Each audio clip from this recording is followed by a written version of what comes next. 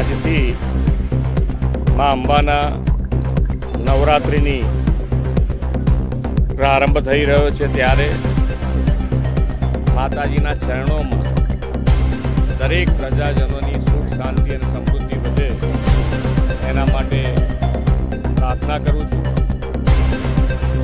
અને વડાપ્રધાનશ્રીએ આજથી જ માં શક્તિના ઉપાસક છે અને શક્તિના ઉપાસકની સાથે સાથે નવરાત્રના પહેલા દિવસથી બચત માટે, લોકોની બચત માટે, લોકોના પૈસા જીએસટી રિફોર્મ્સ કર્યું છે. એટલે બચત અવસર તરીકે આજથી શરૂ થાય છે આપણા ત્યાં આગળ કે દરેક વેપારી પોતે આ જીએસટીનો લાભ જે ગ્રાહક સુધી મોકલે એના માટેનો પણ આગ્રહ કર્યો છે. અને બીજું કે ભાઈ આપણે જે પ્રમાણેની સમયની માંગ છે એમાં માટે વડાપ્રધાનશ્રીએ આત્મનિર્ભર